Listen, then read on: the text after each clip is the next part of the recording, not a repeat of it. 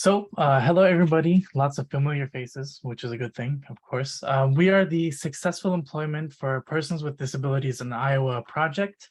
My name is Harun Çelik. I am the graduate fellow for the project. And today, alongside myself, we'll have Sanika, Joel, and Shingray also chiming in on the presentation. And of course, Bailey Hansen, our project lead, is here if we have any questions that we'd like to post for them. The DSPG program, I was asked to give a brief overview, and the DSPG program is essentially an immersive summer program for interns and grad fellows like myself to work hands-on with a lot of data science tools and applications. And we work very hard to build projects that relate to some social, the public good part, right? Some social project, and we try to get that data information out. And so this project was a lot of exploring and a lot of amalgamating, almost bringing together, consolidating data sets together, and we'd like to share that today. So our agenda will be as follows. I'll briefly talk about the data sources that are on the presentation and the visualization and the dashboard that we're going to show at the end. There are more, obviously, but that's all documented. So I'll show where people can access that if they like.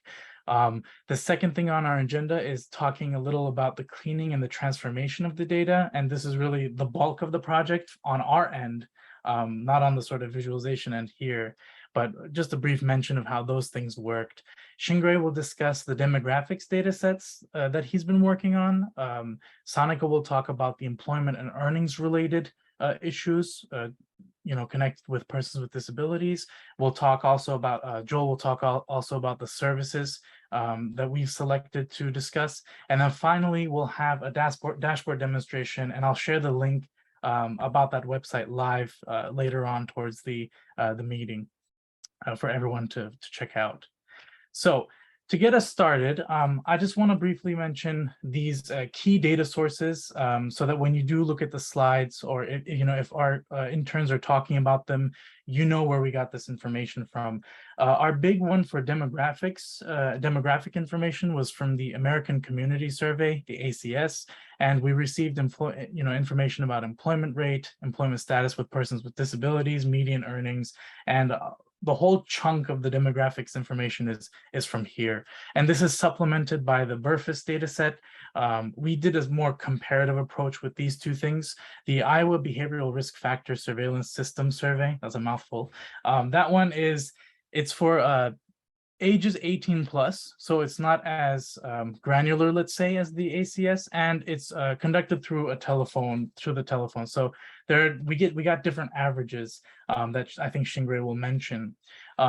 For one of our publicly funded services assessment, we looked at the Iowa Vocational Rehabilitation Services, the IVRS cases, and we looked at case closures, and this gave us a lot of information actually about individualized services to Iowans, especially on hourly wage changes, annual wage changes, that kind of information. And we looked at it from 2008 to 2021, even though 2008 to 2021 is what we focused on.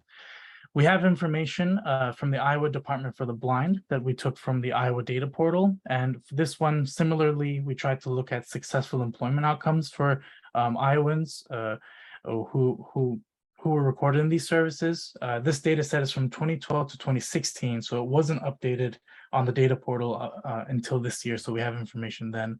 For public expenditures, we looked at the Iowa Department of Management for budgeted and actual expenditures by service area, and here we found information about county expenditures for physical and mental health related services. We looked at the Social Security Administration's OASDI program to check assessment on beneficiaries and benefits to persons with disabilities or families with persons with disabilities.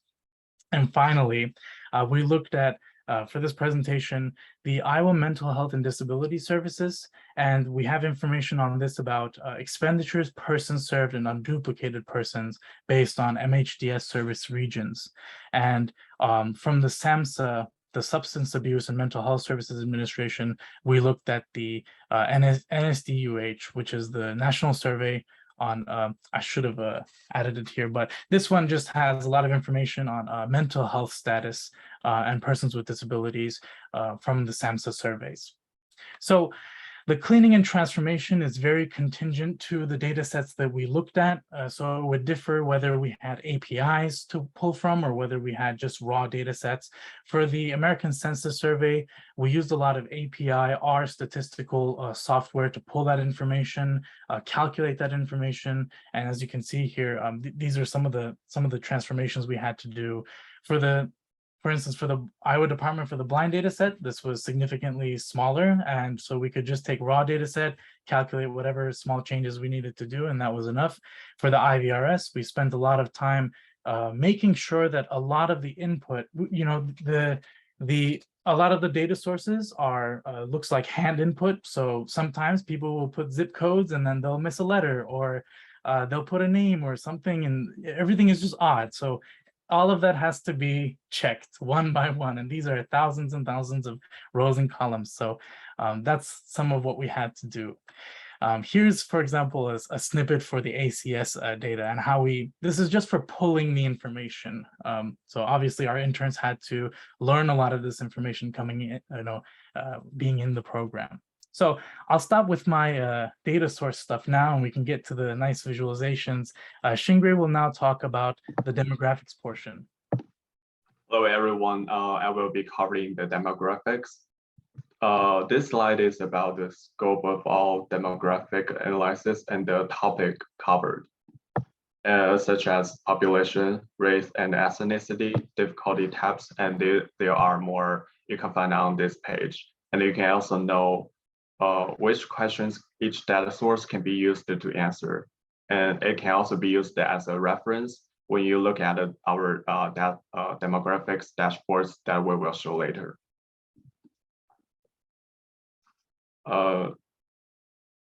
Yes, this graph shows the percentage of people with disabilities in the total population in each county. And among all age groups, Clark County has the highest percentage of people with disabilities, and Dallas County has the lowest. If we only focus on the disabled population aged 18 to 64, Clark County has the highest percentage of disabled population at 11%, and Dallas County has the lowest percent at 3%. As we can see here, people aged 18 to 64 are the dominant age group in Iowa's disabled population. So we took a closer look at the disability rates by the two age groups. These bar charts are comparisons of disability rates by age group in each county, and divide the total population of an age group by the disabled population for that age group. We get the disability rate for that age group.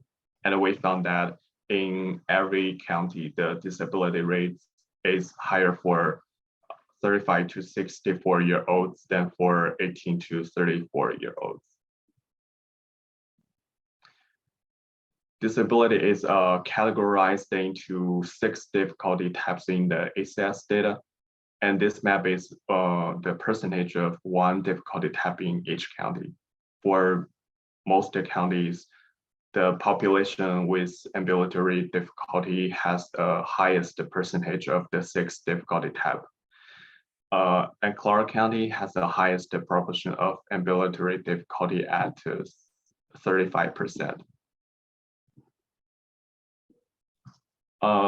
White people usually make up the highest proportion of the disabled population in all counties, but they don't have the highest rates of disability. The disability rate is calculated by similar to the age population by age. It's calculated by dividing the disabled population of a racial or ethnic group by the total population of that racial or ethnic group. The graph shows disability rates by race and ethnicity. And at a state level, the American Indian and Alaska Native population aged 18 to 64 has the highest disability rate at 17%, and the Asians have the lowest disability rate at 5%.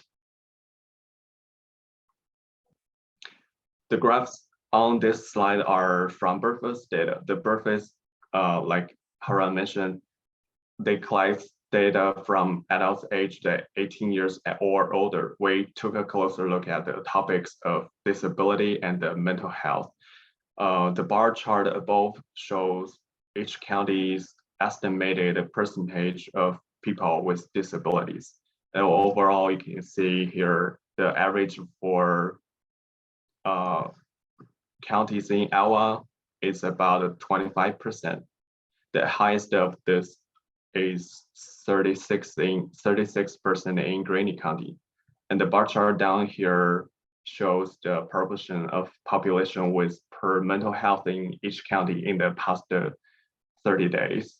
And for counties with data, the average is 33%.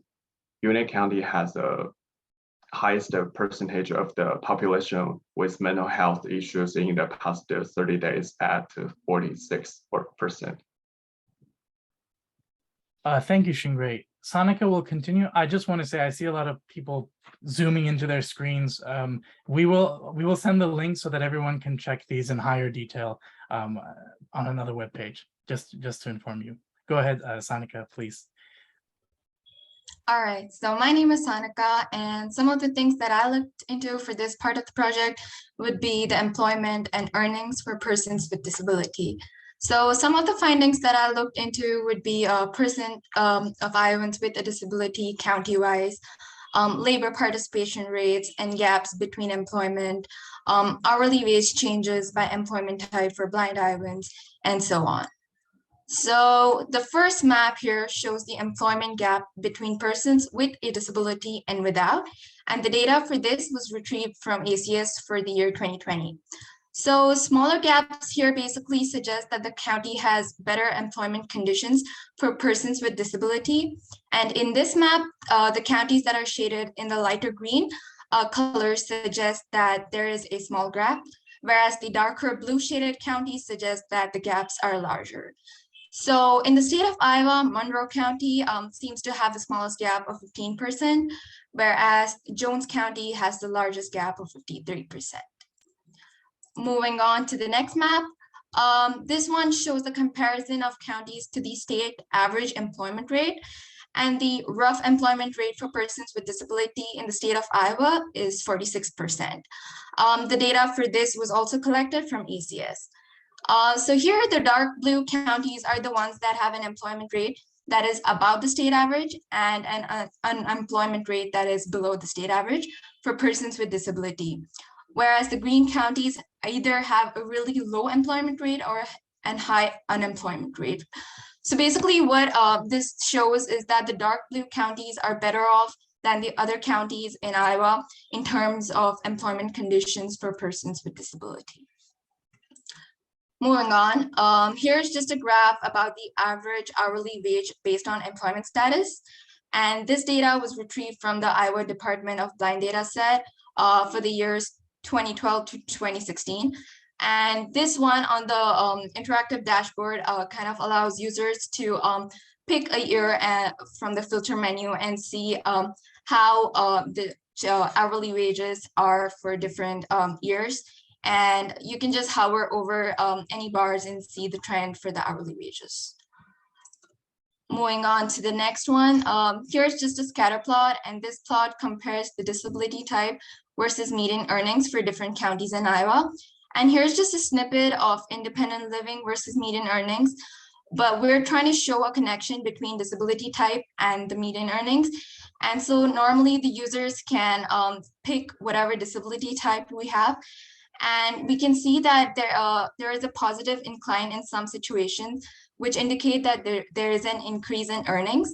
And the dark blue lines basically show that there is a high reliability versus the light blue lines that show that there is a low reliability.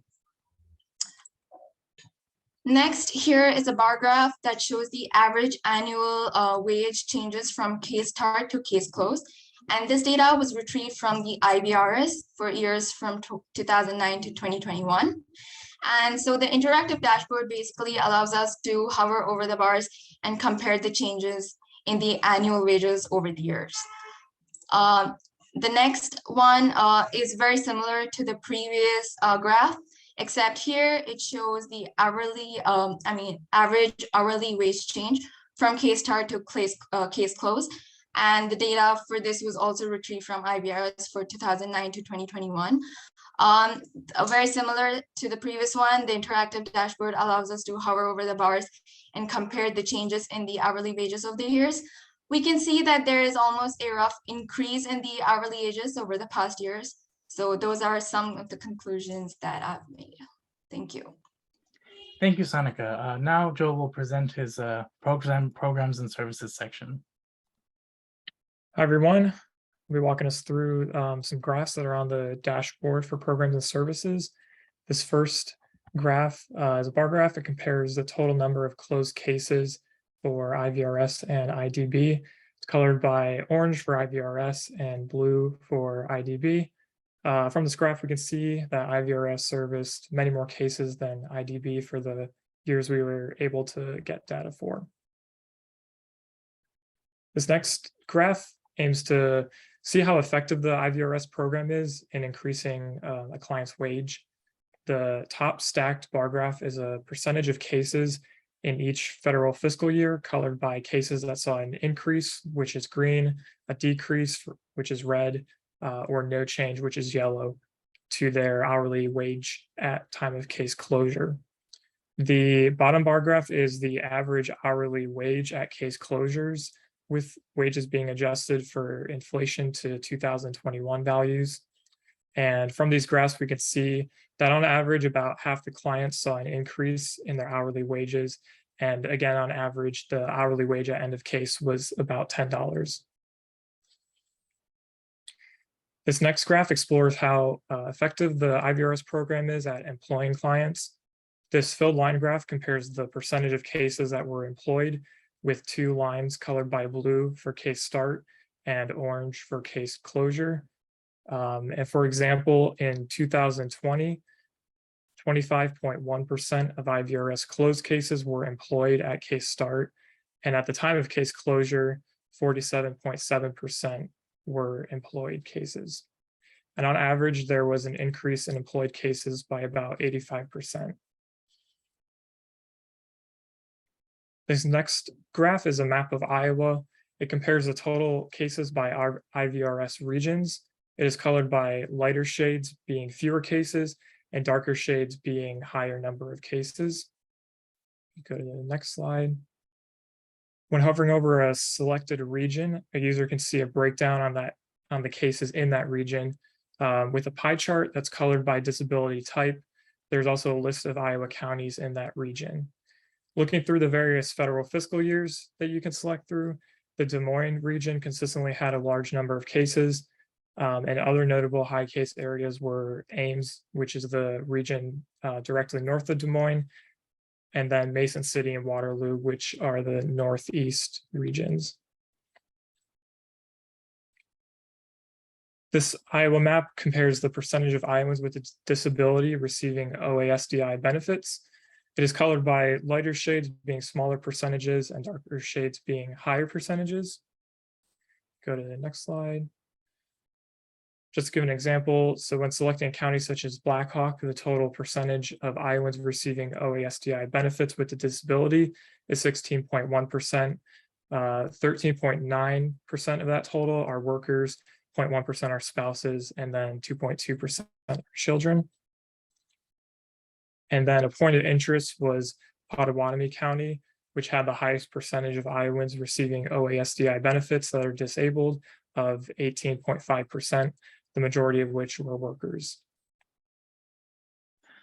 So now we'll move on to demonstrating the dashboard. I have to get that set up, so you have to give me 1 second here to do that.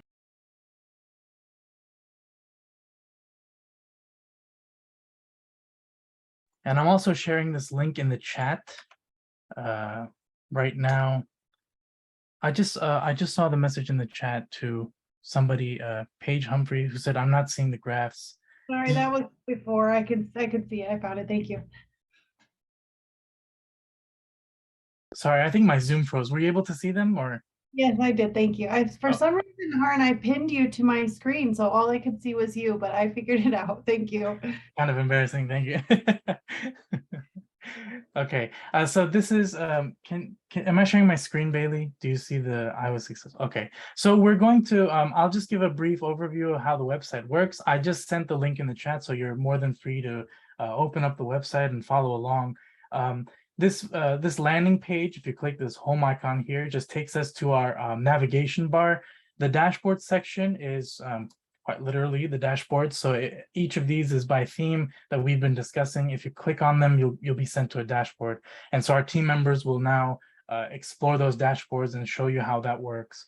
And then the dashboard development section is for everyone else who wants to know how we coded everything, how we collected our data sets, how we managed all that information, and a lot of the resources that we didn't really get to explore in this final presentation about data sets that we didn't use, but we likely wanted to use, we ran out of time, or there were some complexities, and other ones to potentially look at. So this would be a good resource just for all of the data sets that we could come up with in the DSPG program that related to the disabilities. So we'll begin with Shingray. I think you can request access from me, Shingray, to show your demographics dashboard. There we go. Yeah, okay. Am I right? Controlling? Yes. Okay. All right. Yes, basically the demographics dashboard has two sections. One looks at the information for people with disabilities of all ages, and the other one focuses on the people with disabilities between the ages of 18 to 64. And here, this one is demographics of persons with a disability in Iowa County.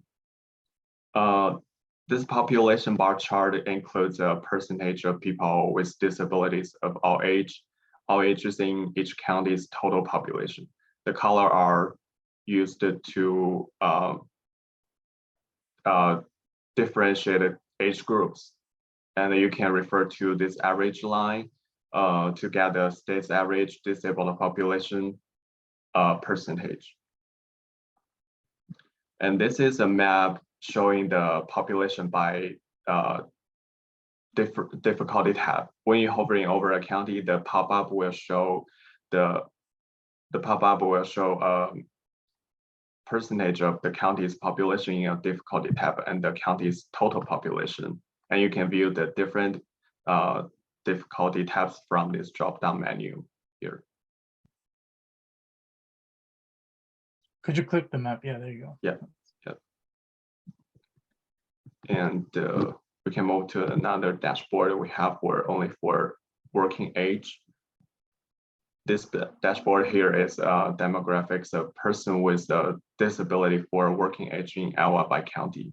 It includes information on population difficulty tabs, race, and ethnicity, and additional data source that we use on mental health from the births and the NSDUH data. Yeah. Much of the data. Yeah, sorry, Shingray. I thought you were going to end it there for a second. I got scared. My bad. Go ahead. Okay.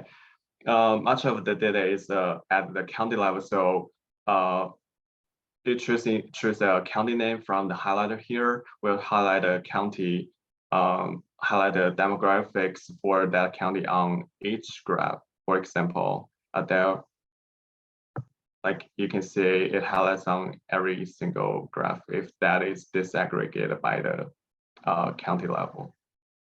And the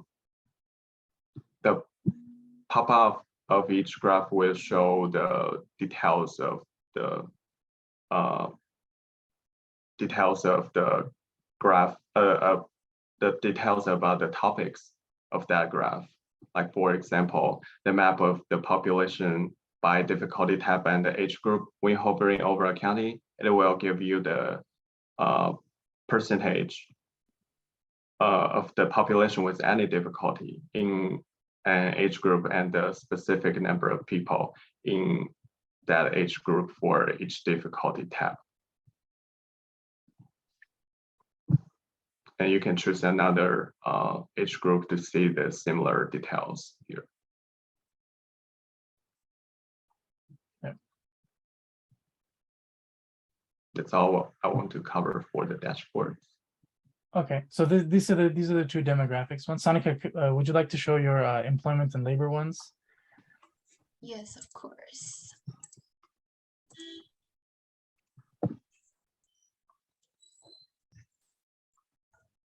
I think you have control now, right? Yep. Okay, there we go. All right, so this one was the first map that shows the employment gap between persons with disability and without. And so if we hover over any county, then it shows the county name, employed with disability estimate, the percent of employed persons with a disability, the persons of percent employed without a disability, and then the gap. So the gap is basically the difference between disability and without disability. So as I mentioned, the lighter green shades basically have gaps that are relatively lower, whereas if we go to, say, Jonas or Cedar, we can see that the gap increases. So that's kind of what we can do with this one. The second one here is the counties with above average employment and below average unemployment for persons with disabilities. So these dark blue counties are basically the ones that have a better employment condition for persons with disability. So we can see that, so as I mentioned, the average Iowa employment rate for persons with disabilities 46%. So here we can see that here it's 67% and the unemployment rate is relatively very low. It's 1%. So that's some of the interesting things with this one. Yeah, I think there was one county that I found was really strange. I'm not exactly sure, but it had 0% unemployment, which was extremely surprising. I'm not exactly sure which county that was, but yeah, it's one of the ones in the dark blue, and that was kind of a interesting find. Moving on, there was the bar graph for average hourly wage based on employment status, and this one is by the Iowa Department of Blind Data Set. And here the data is from 2012 to 2016. So here we can choose a particular year and see how the wage change has changed. And since there are no bar graphs, it just means that there was no detailed data about that particular, here. So yeah.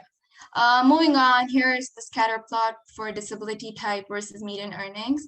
This was from ACS, and here we have the flexibility to choose whichever disability type and compare how the earnings have increased or decreased for a particular county. So if we pick hearing, we can see that these lines show that there has been an increase in the earnings, and we can see what counties fall on those lines and probably find more about that. Moving on, this one is the average hourly wage increase from case start to case closure. If we hover over any bar, we can see for which federal fiscal year that is and how much the average hourly wage change was for that particular year.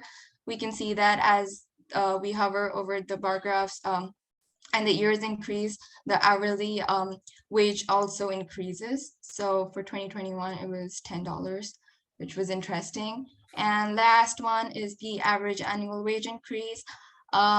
Similar to that, we can just hover over the bar and see for which federal fiscal year it is and what was the average annual wage change. Thank you. Thank you, Sonika.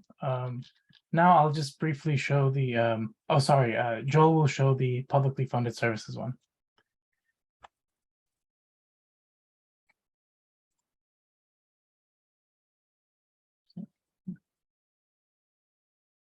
All right, is it working? Yeah. Yeah, okay, there we go. So this is the programs and services dashboard. The first part of this just shows the two programs that this current section is looking at and a brief description of their mission statement. The first graph is well, all the graphs are the same as what was in the presentation.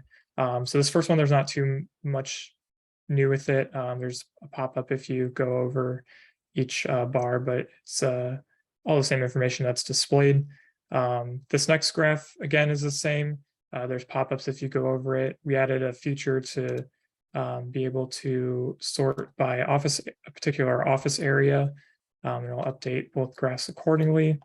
So you can see the different percentages and average wage there. We also added that feature for the employed cases graph as well. So you have that ability here as well to filter by a particular office area. And then for the total closed cases by IVRS region, again, you can look at a particular federal fiscal year or look at all of them. And then has that pop-up that was talked about in the presentation as well for the different disability types. And then lastly, again, for this section, it has the OSDI and then the description about the OSDI. And then again, the same graph, exact same features as was in the presentation, not too much extra here, as the data is pretty simple. So, yeah. Okay, I'll briefly talk about this county expenditures one. So we didn't have this one in the slides, but these are the county expenditures by service area and fiscal year. And this was the source of this was the Iowa Department of Management. There were two particular services that we wanted to look at. These were the physical health social services and the mental health, intellectual disability or developmental disability service related spending. And so these two graphs are looking at the data set has budgeted and actual. These are looking at the actual expenditures. The first one is expenditures per capita, because the demographic distribution in Iowa is so skewed. It's better to look at it per capita, and so you can also, among like many of the other features, you can look at it per particular year, or you can look at it overall. And one interesting find in this data set was Butler County has an incredibly high amount of mental health expenditure spending per capita from 2011 to 2017. And you can see the same information along the... I lost your screen share. Did anybody else? Okay, let me reshare. Yeah, try that again. Is it better? Okay, great. And so this, you can look at it per county, individually, yearly, and looks specifically at these two, and you can obviously select to see the differences. And this bottom one here looks at, this bottom one here looks at the same thing, but on a sort of full timeline scale from 2009 to 2021. And you can select county here as well, because it would be difficult otherwise, I think, to see. You can exclude values, which is something that they hadn't shown. You can select multiple values if you do it like this. So there's a lot of interactivity and a lot of information that a lot of the information that we've cleaned is available for you to kind of hover over, find, and look at in fine detail. Joel, do you want to talk about this last one? Yeah.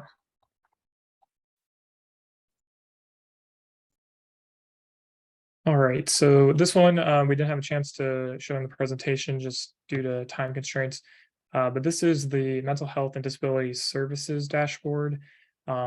This data was scraped from publicly available PDFs. We were able to get 2021 data, but due to just time constraints at the end of the project, we weren't able to get previous years, but this is all current 2021 data. So these are these PDFs have expenditure data, they have persons served data, and then persons served by service type.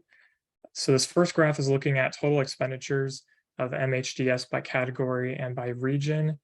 So from this graph, the highest categories of spending were core, and uncategorized. And there's a filter here. You can select a particular region to look at. It updates accordingly. This table on the right just gives a breakdown of each MHDS region and the person served. There's categories for adult and children, so those are included as well. And then the total expenditure, again, for each of those regions. Down here, there's a couple maps of Iowa. The first one on the left is the MHDS regions. It's colored by the amount of adults served by MHDS regions. Darker shades is higher number of people, and lighter shades is lower number of people. And then when you hover over a particular region, it also gives you the children served and then the counties in that region. Then the one on the right, again, is a map of Iowa, colored by total expenditures by MHDS region. It's darker shades are higher expenditure, lighter shades are lower expenditure. Then when you hover over, you can see what the number was and then the counties in that region. You can also select a particular category for expenditures to view it that way as well. One thing that was of interest with this dashboard is that the MHDS of East region, which is this one right here, they spent close to like 3 times as what County Social Services did, which is this region right above them. But County Region Social Services actually serve more people than MHDS East Central region. So that was one thing that was interesting about this. Thank you, Joel. And we'll have, we still have a couple of, we still have time towards the end of the project. So these, the code information is still under development, but you'll be able to see again all of that, all of the process that went into pulling and working with this data. So this is our dashboard and our web page to view that information on. Can everybody see the presentation now? And that's all for our agenda. We look forward to your questions and comments on how everything is. So please feel free to just speak. Hi, this is Amy Dessenberg-Wines, and I just want to tell you how incredibly impressed I am with all of the amazing work that you guys have done. And I really want to thank the Iowa State team and the Iowa Department of Human Rights for including us as partners.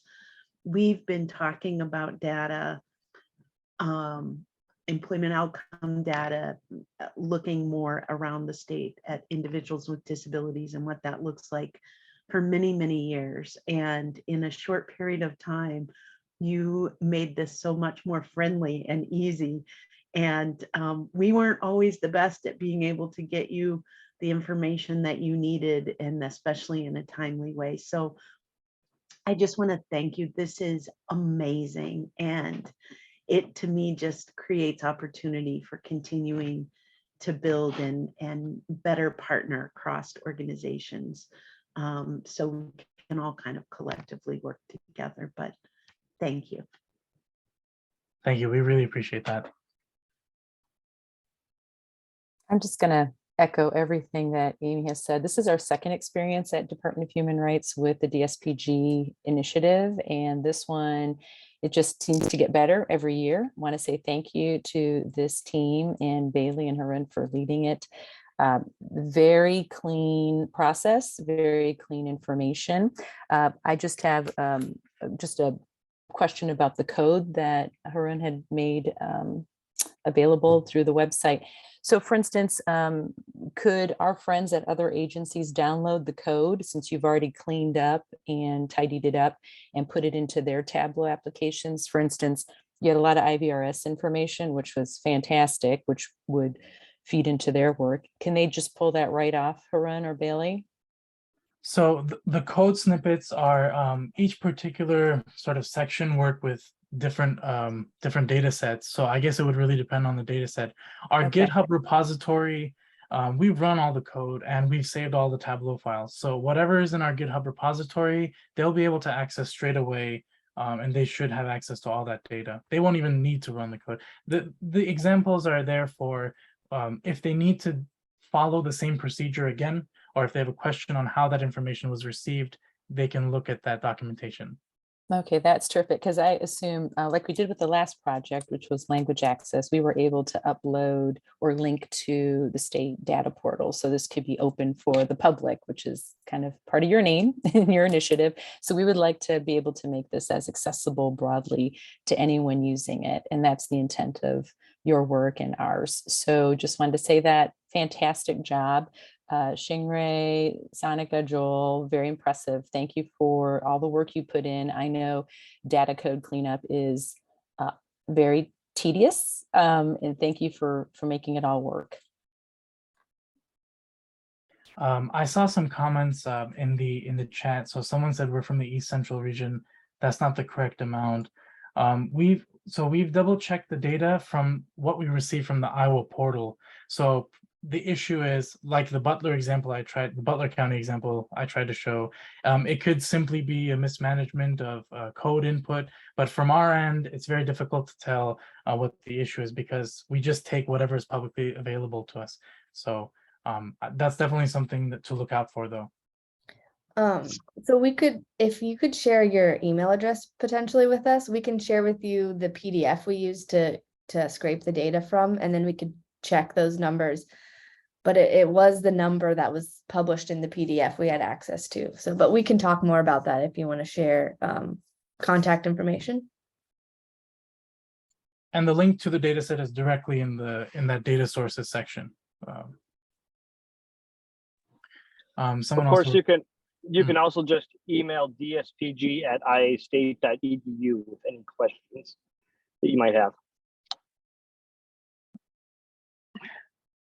This is Tammy Amsbaugh, and I echo some of the comments that others have made. This is great stuff. I am very excited to have this kind of data to be able to use in project design, project reporting, grant applications, and that sort of thing. So that is like kudos, because it's really, really hard to do a needs assessment in a grant when you have nothing to like say except we just know people need it.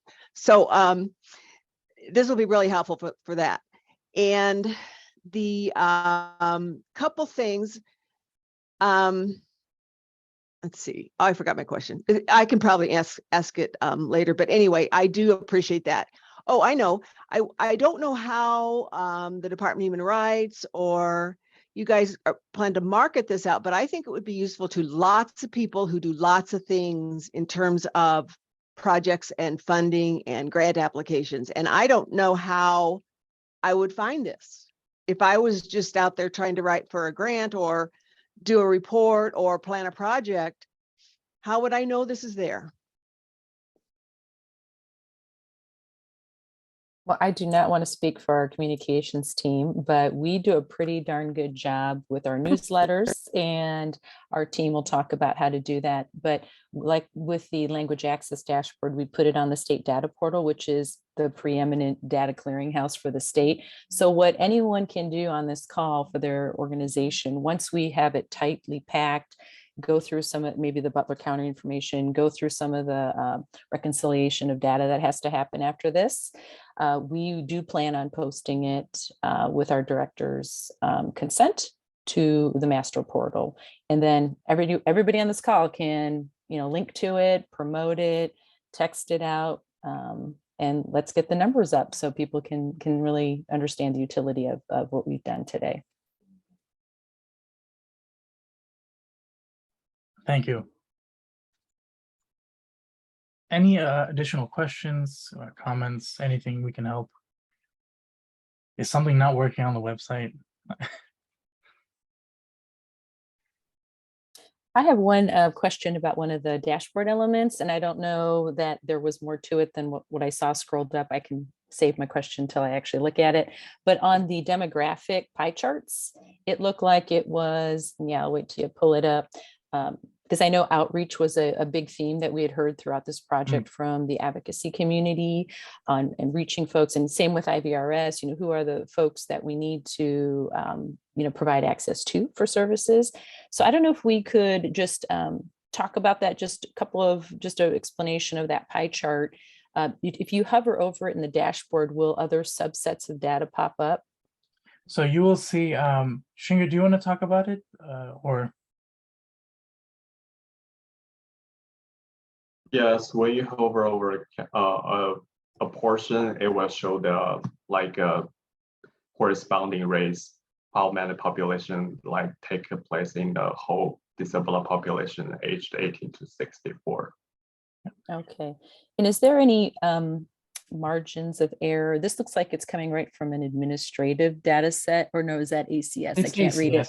Yeah. Okay, so do you want to just talk a little about the cautionary, margin of error for the data sets? I know we talked about that a lot with the last project. So if we can just bring everybody up to speed, I think that'd be a nice little footnote.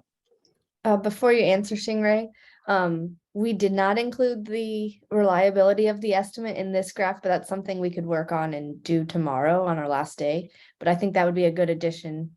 We did calculate that, we're showing here, the reliability of those estimates, to give you a sense of, do we think this is useful or not? Another option is if it's a low reliability estimate, you can always look to the state estimate and kind of do that as a general rule. Thanks, Bailey. That'll be helpful. So is that reliability thing, is that related to on the charts that you get, they say a margin of error plus and minus? Is that what you're? This is, yes. Yeah, Great. so anything from the ACS is an estimate and we're provided a margin of error with it. And so we've calculated reliability. If the estimate, there's a calculation that you can do. If the estimate is about, if 12 the to error 15 below, yeah. is half or greater than the estimate, we're saying that it's not reliable. So we've just provided that description text. Yeah. Instead of that plus minus thing that you can't figure out anyway. Yeah, we do least I have can't. the code has the direct calculation. So what value and percentage we chose as a low coefficient of variable to calculate that. Mhm. Stop the share there. Is there anything else? I'll just say thank you. It was a very interesting project for me. I'm a PhD student in history, so I hadn't done data analytics stuff this heavy, and I learned so much just from all of the data sets that I had to look at, all of the exploring that I had to do, and the interns were super productive and smart about their code. So we really appreciate the opportunity. Could I ask a forward-looking question to the team holistically? With all of the data that you have cleaned, distilled, and presented, and then some of the data, we had some dead ends on the administrative state level. Taking that all into account, where do you see opportunities for pursuing the data work even beyond this, and where do you feel that's more fertile? Love your observations. That's less code centric, but just holistically, what are your thoughts, everyone? I mean, for myself, I would say that I think the documentation side of it is just as important as the data coding, data figuring out side of it, and looking through a lot, and I mean a lot of ICD codes and every possible classification for disabilities in different data sets. I think a standardization of data collection is a serious issue. If you look at the list, a significant portion of the data sets just are very complicated to match with a particular data set simply because the codes are not there, or the format of it is just different. I think Joel can explain. The MHDS data set, for instance, it's very easy to view in report format. So I've come across reports galore, but to be able to take that information from the reports into data frames, I think is something definitely worth looking into for the future. Guys, please chime in. Shingray, Joel, Sanika, don't be shy. Yeah, I could keep going off of that because those PDFs were they had a lot of information in them that was very helpful, but it took some time to find a PDF scraper application that would work specifically for those. But we eventually found one. But even then, there was some things where it's like all the regions had a standardized format that they were using, except for Polk County or the Polk region. Polk region was always different than everybody else for some reason. So there was just that. And then everyone else had standardized namings for categories, except for the Polk region. They had slightly different ones that were like the same. So yeah, there's a little bit of standardization issue there, but.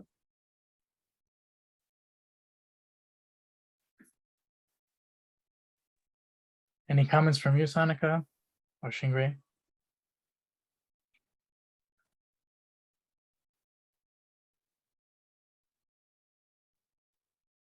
I guess they were really happy with the whole process, so all good. Are we out of time, Bailey, or? We have 3 more minutes. If there's anything else. Just a quick comment from the Department of Human Rights, in addition to Tina. Thank you to our friends at Iowa State. There are many of you here on the call, some I haven't seen for a while, so good to see you all. And Tina and Amy, and for your leadership and everyone who contributed to this. It's really appropriate, Haroon, that someone with a history focus is a part of this, because you've changed history for Iowa and our data with disabilities. And I can tell you that some of the folks I see on my screen, and probably some of you who are on screen too, have also started working together to change how we deliver services and how we partner.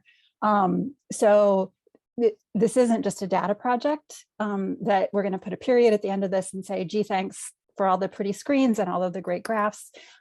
It really is changing how we work together, and it will into the future. So everybody, congratulate yourselves for this, and particularly our friends at Iowa State.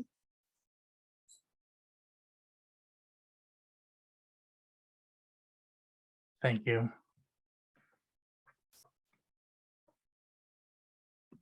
And Bailey, will you explain where this goes next? Because you do a national presentation with this as well, right? And you can do some comparisons. Anybody else at the national level doing this type of a data scan, cleanup, administrative data work at this level? I don't know about at the national level. That would be something that we could look into. For future ideas, I think for me, the very first step was like what Haroon said, just getting all of the possible sources that we have. And then another step outside of this is what can we do with those to standardize collection or distribution of that data, so that we don't have to go through all of the difficulties of cleaning and understanding. That could be built into the workflow. So I think that's more like policy or like organization opportunities for change and improvement there. We could always refine dashboards more later on also, but I think more looking at it a little bit more holistically at organization levels, using that to kind of figure out what can we do with our data and what can't we do. If there's something you want to do with your data, what do you need to change about how you collect it and distribute it to make that happen. All right, and we've reached our time limit, I think. So thanks everybody for attending. We really appreciate all the feedback, and we had a really good time learning about this topic and putting this together. So thank you, everybody.